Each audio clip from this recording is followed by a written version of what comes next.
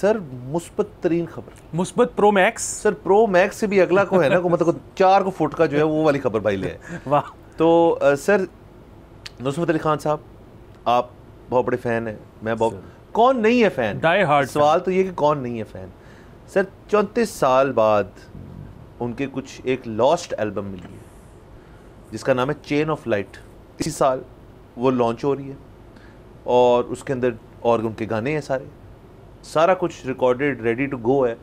और ये देखें ना कि खान साहब तो हम तो कहते हैं बहुत जल्दी चले गए, लेकिन उसके बाद भी ये जो तोहफ़ा एक वो छोड़ गए पीछे, अब आपको मुझे सुनने को मिलेगा। ज़ाहिर है हम शो के ऊपर उसको डिस्कस करेंगे, डेफिनेटली डिस्कस करेंगे, लेकिन ये 1-2 दिन पहले खबर आई थी तो मैंने कहा ये आज इसके ऊपर बात करना ज़रूरी है कि ये कितनी को ज़बरदस्त चीज़। बिल्कुल सर, ये मेरे ख्याल में यूरोपियन जो है किसी मुल्क में ये उनकी एक कुछ रिकॉर्डिंग्स पड़ी हुई थी किसी एक स्टूडियो में।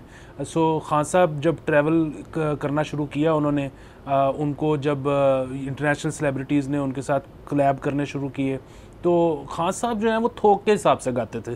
सो वो गा के इतना कुछ छोड़ गए हुए हैं, कुछ उस दौर में रिलीज़ हो गया, कुछ अगेन हो सकता है कि खान साहब ने खुद मना किया हो कि ये मत रिलीज़ करो, ये खान साहब को अपने स्टैंडर्ड के हिसाब से कम लगाओ। देखिए एक आर्टिस्ट जो है वो बहुत कुछ प्रोड्यूस करता है और फिर उसके बाद खुद अपने छांटी करवा देता है। बिल्कुल।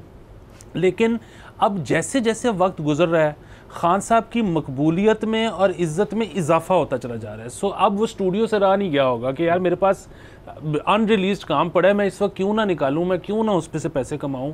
तो वो फाइनली उन्होंने ये फैसला किया है कि उसको रिलीज़ किया जाए। तो ये फैंस के लिए बहुत अच्छी खबर है।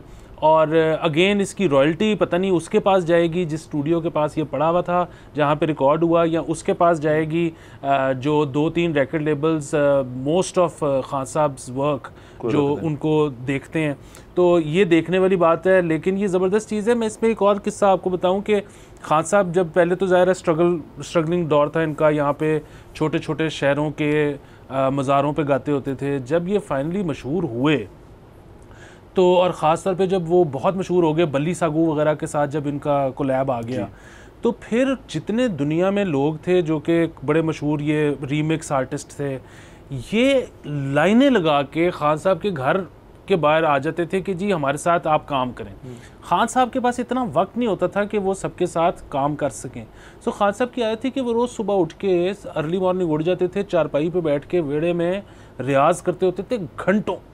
सो ये उसकी कैसेट्स बना लेते थे, टेप रिकॉर्डर पे रिकॉर्ड कर लेते थे, और बाहर जो इस तरह से लोग मिलने आते थे उनको हाथ से 5-5, 6-6 कैसेटें पकड़ाते थे कि यार मेरे पास टाइम नहीं है, ये ले लो, अगर इनसे तुम्हारा कुछ बनता है तो कर लो।